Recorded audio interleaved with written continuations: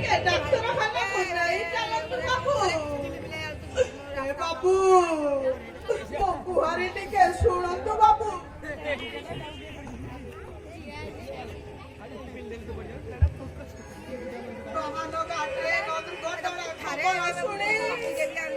ବ୍ରହ୍ମପୁରରୁ ଭୁବନେଶ୍ୱରକୁ ଚାଲି ଆସିଛି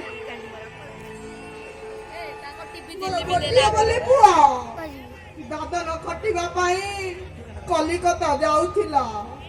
ମତେ ଟିକେ ସାହାଯ୍ୟ କରନ୍ତୁ ବାବୁ।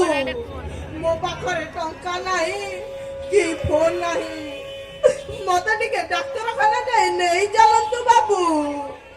ଏ ବାବୁ ମତେ ଟିକେ ଡାକ୍ତରଖାନା ଯାଇ ନେଇ ଚାଲନ୍ତୁ। ଏ ମଉସା ତମର କଣ ହେଇଛି? ରାସ୍ତା ଉପରେ ଏମିତି ଡହଳ ବିକଳ ହୋଇ କାନ୍ଦୁଛ କାହିଁ ମଉସା? ମୋ ପାଇଁ ମୋ ପୁଅକୁ ଟିକେ ଖୋଜି ଦିଅନ୍ତୁ ବାବୁ। ଭଗବାନ ତୁମର ମଙ୍ଗଳ କରିବେ। ସମସ୍ତେ ଏଠି ଗାଡି ମଟର ଚଲେଇବାରେ ବ୍ୟସ୍ତ। ଗାଡିର ଘଁ ଘଁ ଗର୍ଜନ ଭିତରେ ମୋର କାନ୍ଦ କାହାକୁ ଶୁଭୁ ନାହିଁ ବାବୁ। ମତେ ଟିକେ ବଡ ଡାକ୍ତରଖାନା ଯାଇ ନେଇ ଚାଲ ବାବୁ। ମୁଁ ତୁମ ଗୋଡ ଧରି ନେହୁରା। ଏ କଣ କରୁଛ ମଉସା? ଆପଣ ମୋ ବାପା ବୟସର। ଆପଣଙ୍କ ଦୁଃଖ ମୁଁ ବୁଝିପାରୁଛି ମଉସା, ହେଲେ ମୁଁ ଏକ ଜରୁରୀ କାମରେ କଟକ ଯାଉଅଛି। କିନ୍ତୁ ମୋର ଆପଣଙ୍କ ଉପରେ ଏତିକି ବିଶ୍ୱାସ ଅଛି, ଆପଣଙ୍କୁ ସାହାଯ୍ୟ କଲେ ଭଗବାନ ନିଶ୍ଚିତ ମଧ୍ୟ ଅନ୍ୟ ଦିଗରେ ସାହାଯ୍ୟ କରିବେ। ହଉ ମଉସା ଆସ ଯିବା ଡାକ୍ତରଖାନାକୁ। ଭଗବାନ ତୋର ମଙ୍ଗଳ କରନ୍ତୁ ରେ ପୁଅ।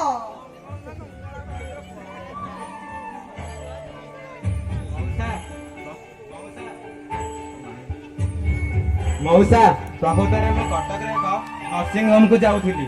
ସେଠାରେ ମୋ ସ୍ତ୍ରୀ ବର୍ତ୍ତମାନ ଗର୍ଭ ଯନ୍ତ୍ରଣା ପାଉଛନ୍ତି। ଡାକ୍ତରଙ୍କ କହିବା ଅନୁସାରେ ଆଜି ହିଁ ଛୁଆ ଜନ୍ମ ହୋଇପାରେ। ଭଗବାନଙ୍କ କୃପାରୁ ସବୁ ଭଲରେ ଭଲରେ ହେଉ ରେ ପୁଅ। ସବୁ ତାଙ୍କରି ଇଚ୍ଛା। ହଉ ମଉସା ଚାଲ ଯିବା।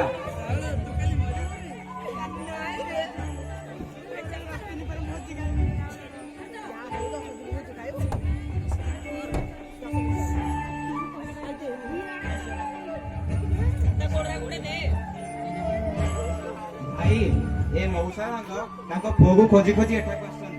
ତାଙ୍କ ପୁଅକୁ ଖୋଜିବା ପାଇଁ ତାଙ୍କ ବେଗ ଗୁଡ଼ିକ ଚେକ୍ କରିବାକୁ ସୁଯୋଗ ଦିଅନ୍ତୁ ଭାଇ। ହଉ ମୋ ସହିତ ଆସନ୍ତୁ।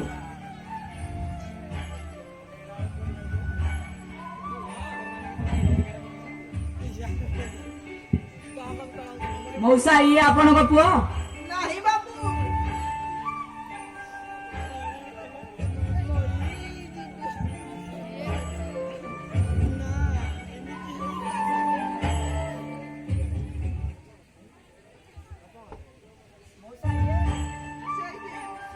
ସେଇ ବେଡ୍ ଉପରେ ମୋର ପୁଅ ଶୋଇଛି।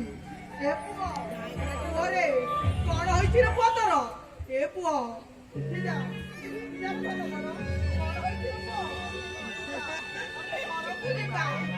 ଏ ପୁଅ ଉଠି ଯା ରେ। ତୁ ତୋ ବାପାକୁ ଚିହ୍ନି ପାରୁନାହୁ। ତୋ ବାପାକୁ ବାପା ବୋଲି ଡାକୁନାହୁ।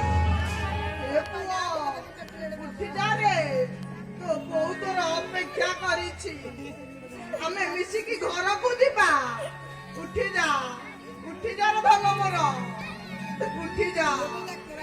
ଆପଣ ମାନେ ରୋଗୀଙ୍କ ପାଖରେ ତାଙ୍କୁ ହଇରାଣ କରୁଛନ୍ତି। ଏଥିରେ ତାଙ୍କ ସ୍ୱାସ୍ଥ୍ୟର ଅବସ୍ଥା ଅଧିକ ଖରାପ ହେବ।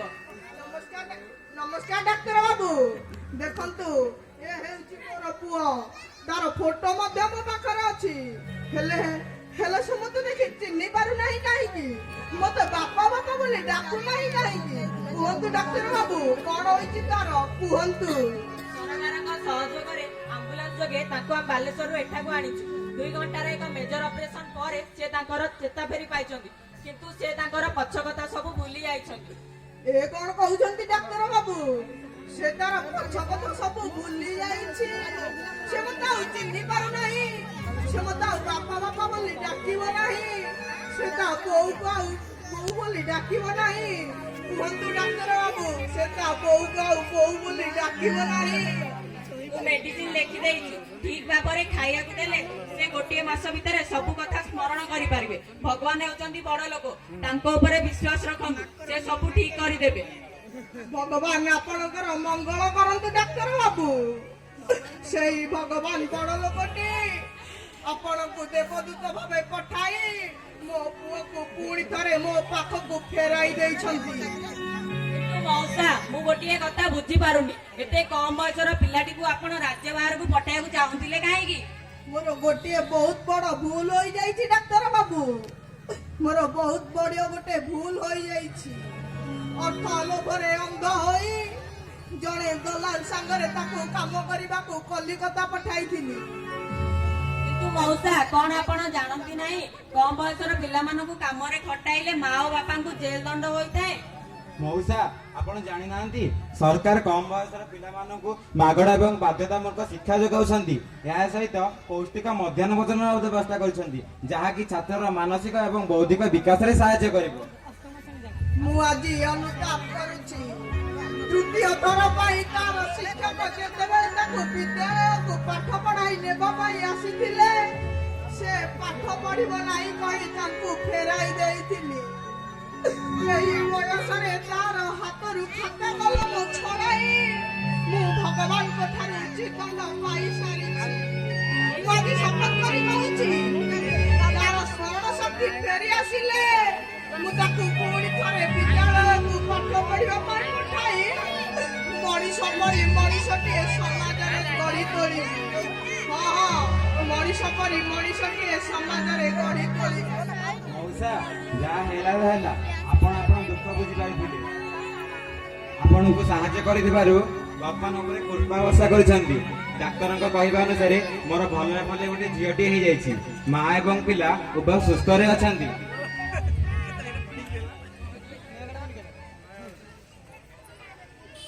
ସେଇ ଭଗବାନ ବଡ଼ ଲୋକଟି ବାହାନ ଟ୍ରେନ ଦୁର୍ଘଟଣାର ସମସ୍ତ ଆହତଙ୍କୁ ଶୀଘ୍ର ସୁସ୍ଥ କରିଦିଅନ୍ତୁ। ମୃତକ ପ୍ରାଣକୁ ଶାନ୍ତି ପ୍ରଦାନ କରନ୍ତୁ।